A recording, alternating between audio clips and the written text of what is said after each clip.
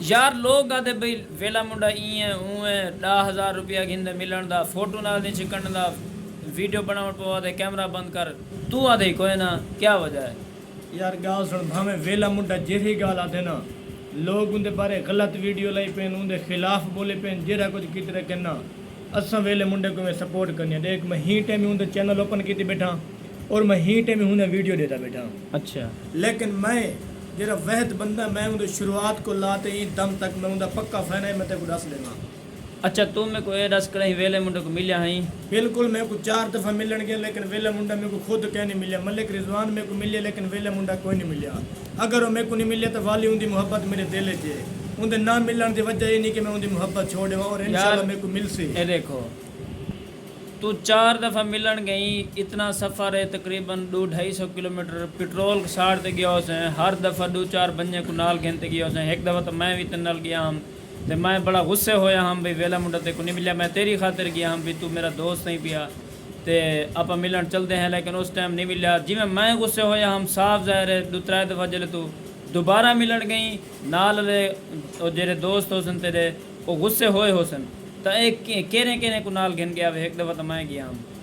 यार जिन्हें सब तो पहली मुलाकात असा करन गया से उनके कट्ठे तुसा आवे थे पहली मुलाकात जी हाँ जिन्हें मैं दूसरी मुलाकात करने गया मेरे अंकल और कट्ठे गए लेकिन वाकई मेरे को कोई ना मिले मेरे अंकल ने मेरे उत्ते डिस्टर्ब थे उन्होंने आखे कि यार तू केरे काम में पाएगी तो अगला बंदा मिलता नहीं तो वाकई तू उनकी इतना मोहब्बत रख दे। अच्छा यार इरफान भाई गाल सुन अगर एक बंदा तो आपको नहीं मिलता ना तुम उनकी मोहब्बत जायो ना करो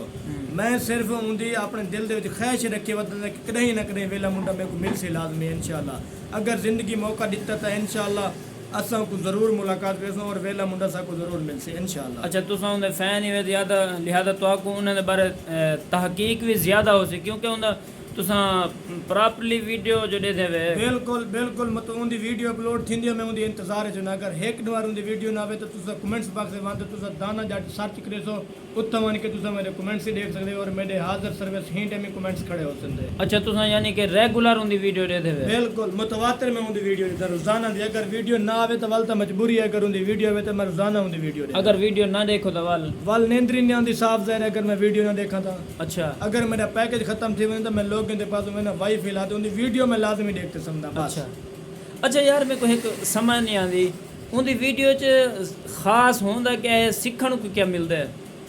उनकी वीडियो में कोई पैगाम नहीं होता या कहीं ना कोई फायदा नहीं देखो थींदा। एक कमरे चो निकल सी बे कमरे च पावे सी बे कमरे चो निकल सी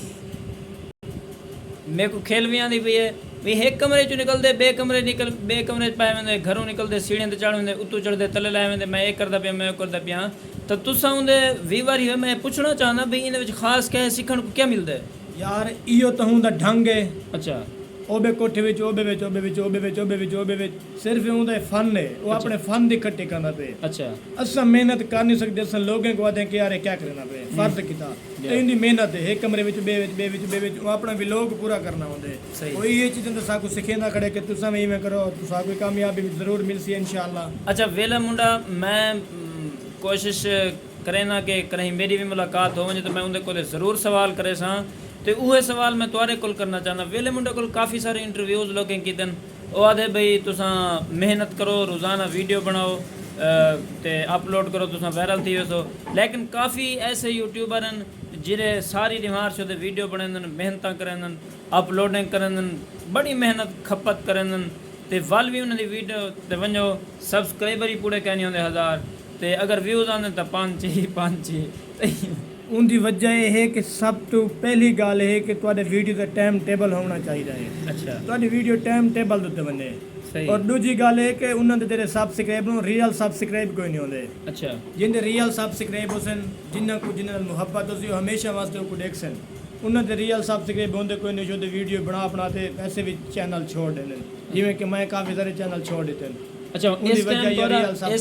इस टाइम कोई तोरा चैनल चलता पे बिल्कुल ही टाइम मेरा जरा चैनल चलता पे हाजिर सर्विस होए दाना जट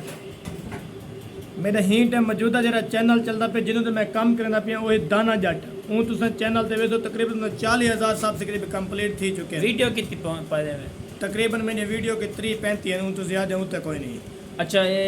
डॉलर वगैरह भी आंदे पे बिल्कुल अल्हम्दुलिल्लाह मेरी यूट्यूब अच्छी खासी अर्निंग थी पी और तुसा वेसो दाना जट दो तो तुसा उतना 100 मेरी जी आज वीडियो अपलोड थी था ਉਹ ਵੀ ਮੇਰੀ ਹੀ ਬਾਰੇ ਹੈ ਕਿ YouTube ਦੀ ਮੇਰੀ ਕਿੰਨੀ ਤਨਖਾਹ ਹੈ ਇਹ ਮਹੀਨੇ ਦੀ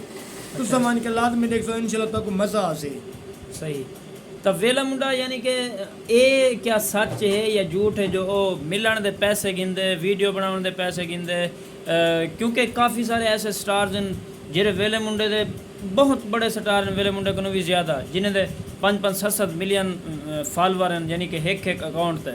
ते वो तो बखुशी नाल मिलते हैं वीडियो सैल्फियाँ वगैरह हर चीज़। लेकिन पूरे पाकिस्तान सब तो ज़्यादा मशहूर वेला मुंडा है जिनके खिलाफ मैं बहुत सारे वीडियोज़ दिखे, बहुत सारे लोग खिलाफ हैं भाई पैसे गिनते वीडियो फोटो बनवाते। तो ये क्या वाकई सच है या झूठ है? बिल्कुल पैसे गिनते वेला मुंडा ये कोई झूठ का नहीं। अच्छा पैसे गिनते तो बाद वीडियो बनवाते। अच्छा जेरी मेरे कट्टे नहीं थी वीडियो बनाई उनकी वजह ये है कि मेरे को पैसे का ना ता पर मेरे कट्टे वीडियो नहीं सी बनवाई। अगर मेरे को पैसे होंगे मैं गड्डी अच्छी प्रोटोकॉल तो वेंदा तो बात तो मेरे को मिल लिया। अच्छा वीडियो भी बनवावे लेकिन ता पर वीडियो लेकिन तक मेरा तुसा उनके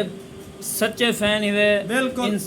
मैं खिलाफ पक्का फैन है पक्का फैन है। अच्छा क्या ये तुसा दसो क्या उनकी आदत अच्छी है या गलत है ये दसो? वैसे अगर डिठा मैंने उनकी आदत अच्छी कोई नहीं क्योंकि कोई गरीब बंदा भी वेंदे को मिलना अगर वो पता चल वेंदा कि गरीब बंदा उनकी सपोर्ट कर दे उनका हक बनने क्योंकि अल्लाह पाक ने उसको बहुत सारी इज्जत दी है और अल्लाह पाक को वैसे देंदा ही बहु पे। ये चीज़ को वेले मुंडे तो मेरा पैगाम है कि मद्दे नज़र रखे जरा बंदा उन्हें को गरीब बने हर बंदे को ना जरा सपोर्ट दे लैके जरा गरीब बंदा है वो सपोर्ट करे। हुण उमर शेख को सपोर्ट करे जिन्हें गड्डियां पियाँ जिंदे शोरूम हैं उनके कोई सपोर्ट करने का फ़ायदा है असा जे गरीब बंदे को सपोर्ट करे ताकि वो मफाद मिले फ़ायदा थी वे। अच्छा गरीब बंदे का एक रोज़ी का एक सहारा बन बने हो वेला मुंडा मेरा ये पैगाम है वेले मुंडे को। तो जी दोस्तों अज की वीडियो वेले मुंडे के बारे आई पई ये उन्होंने बहुत बड़े फैन हैं पे तो मेरी इन्हें नाल अचानक मुलाकात हुई है तो इन्हें दे दिल च कोई गल्लां हन मेरे दिल में भी हन तो मैं अपने व्यूवर्स को भी सुनावा चाह तो इन्हें दी दिल की जी हवाड़ है वह भी कढ़वावा चाह। आखिर दे विच कोई पैगाम व्यूवर्स को या वेले मुंडे को या कहीं को देना चाहो जरा कुछ आखना चाहो आखिर दे विच क्या आखना चाहो? आखिर दे विच मेरा पैगाम ये है कि ई मेरे बिरा को जिमें वेले मुंडे को असां सपोर्ट की ना जिमें मैं उनका पक्का फैन है तुसां इवें मेरे बिरा दे पक्के फैन बन वञो। सब तो पहला पैगाम। दूजा पैगाम है कि इंदी मुहब्बत तो बाद मेरे को भी लाजमी मुहब्बत देसो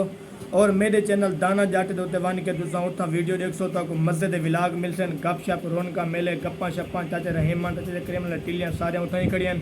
ते वाला जल्दी में मेरे बिरा दे 50,000 तुसां सब से कंप्लीट करवाओ तो इंशाल्लाह ये वाल ताको बहुत बड़ा बोनस देसन। तो आखिर दे मेरा पैगाम ये वाला मिलसो कल के नेक्स्ट वीडियो नाल इंशाल्लाह। जी दोस्तों अपना बहुत सारा ख्याल रखें तो तब तक के लिए अल्लाह हाफिज़। अस्सलाम वालेकुम पाकिस्तान जिंदाबाद।